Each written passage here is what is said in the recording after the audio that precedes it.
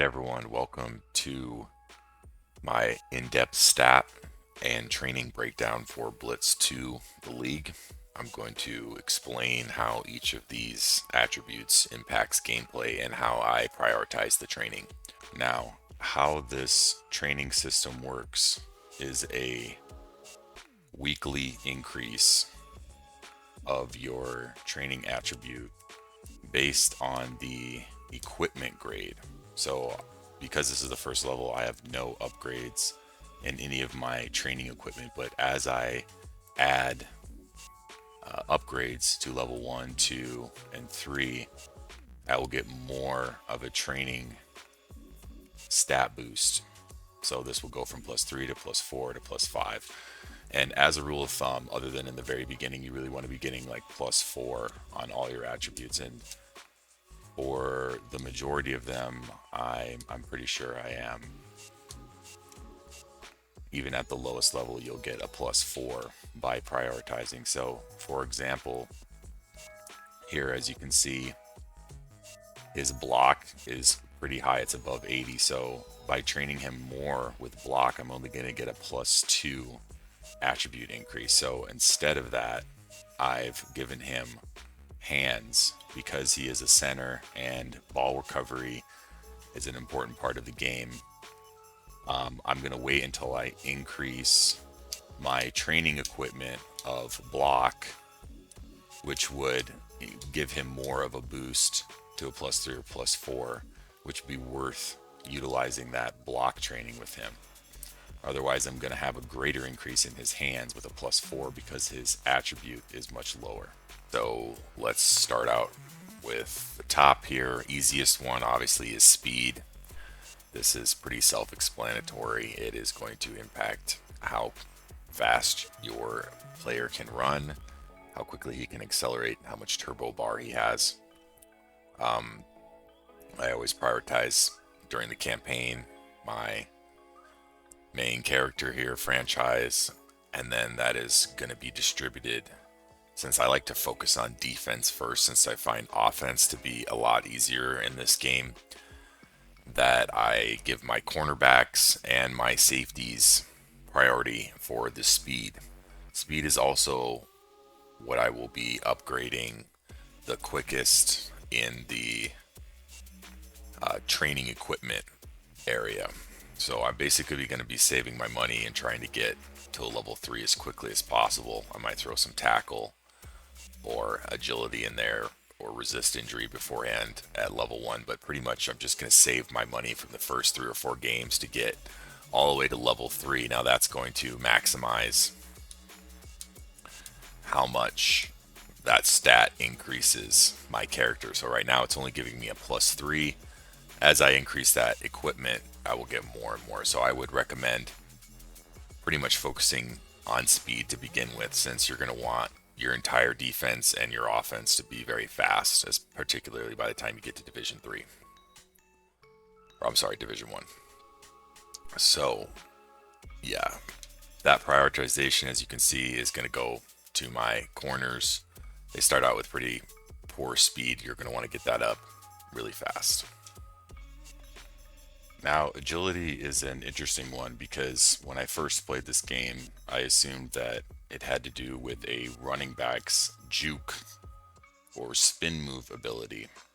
I assumed that a higher agility would create more of a stamina reduction in an opponent when doing a spin move or a juke move. Now, from playing the game, and there is very scarce information on the internet, from what I've been able to gather from the internet and anecdotally, agility has more to do with a wide receiver or corner's ability to jump for a ball. When balls are contested in single or double coverage, agility stat is going to be what dictates who catches or who jumps higher than another.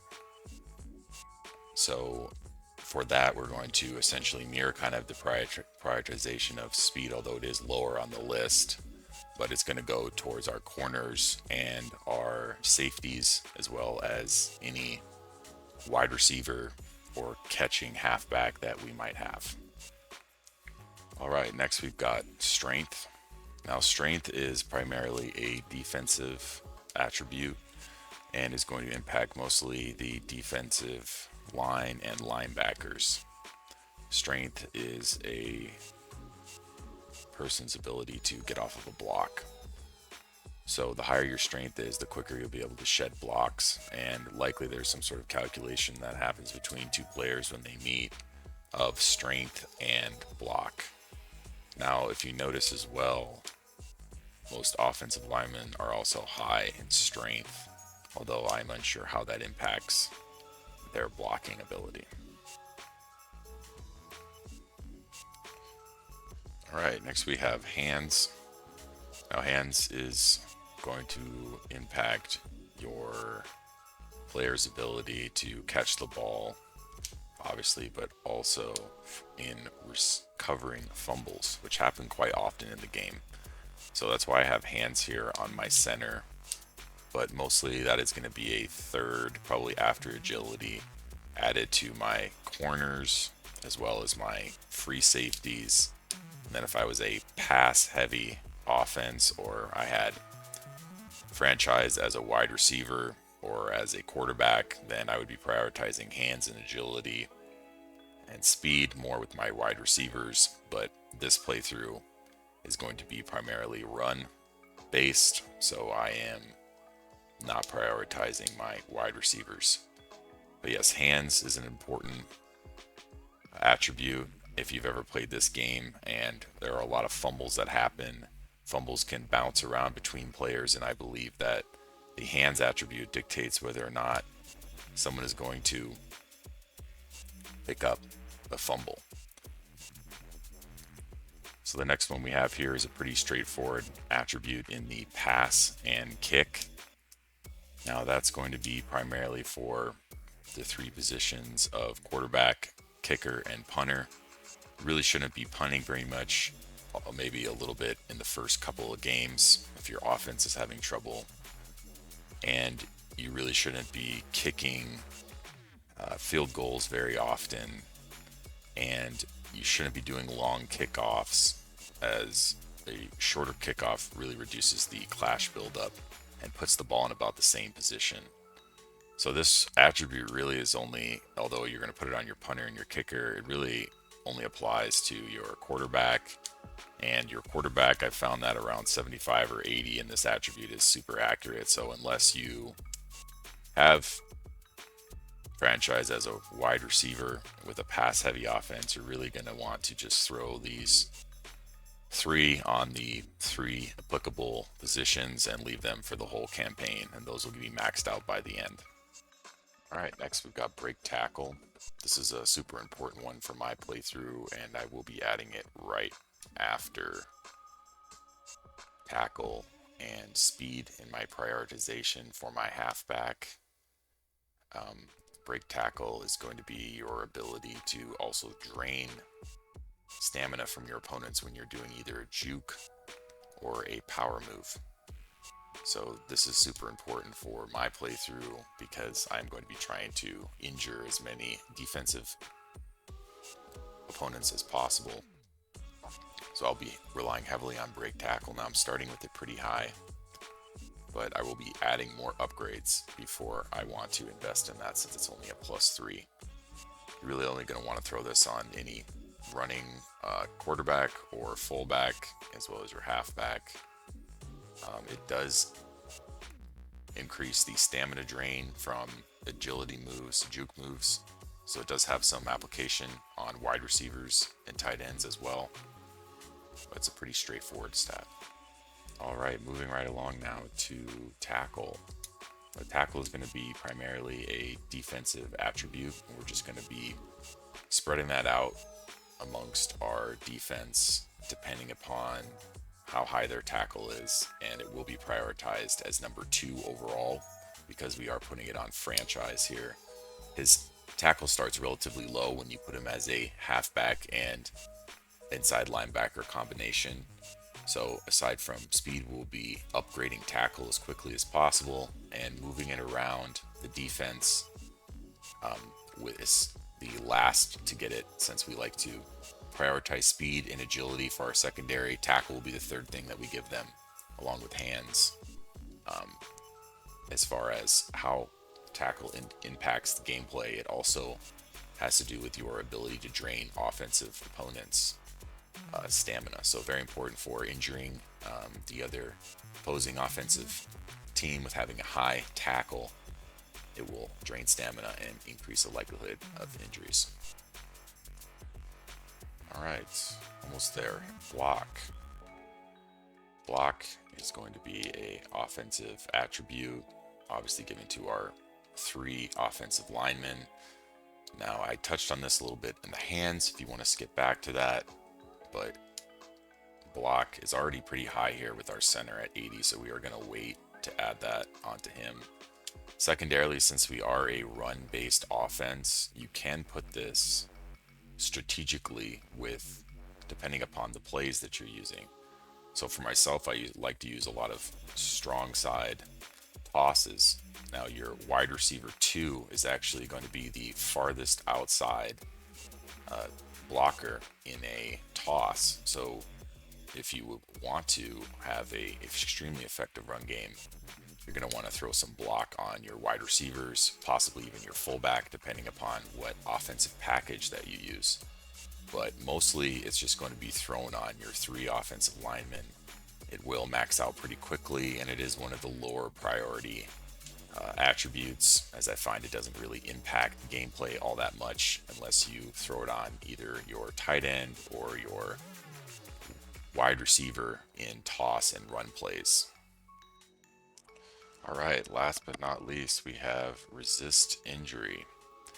Now, this isn't really anything that I've touched on yet, but there are sponsors as well in this game. So your sponsors are going to be under your lifestyle tab, and they are related to your girlfriend, but they're also related to in-game achievements and challenges that you will have week to week.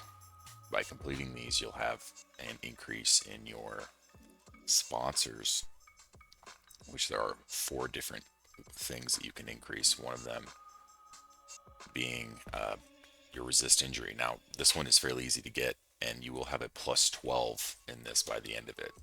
So you want to keep that in mind when you're doing your utilizing your resist injury.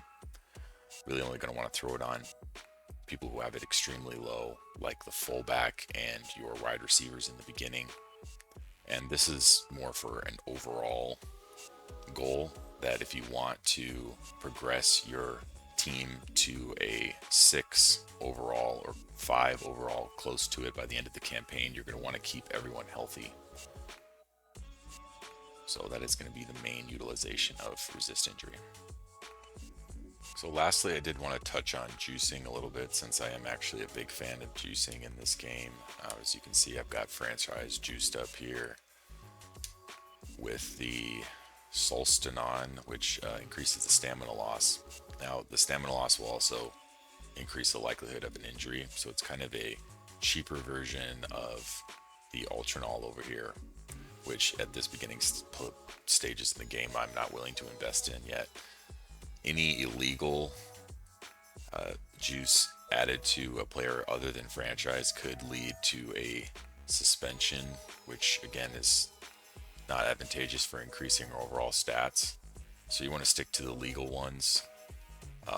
They have some pretty good effects depending upon what you're looking for, but mostly I find myself using this Solstinon as I find it's the most effective at causing injuries, 6, 7, 8 injuries to the other opposing players, tackling and utilizing power moves in the run game.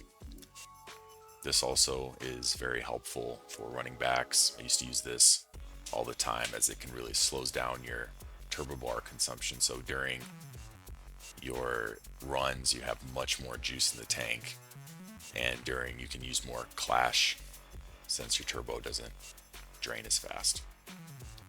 Would stick away from the illegal ones, and I would throw this on if it was later in the season and I had the extra money, because franchise can't be suspended.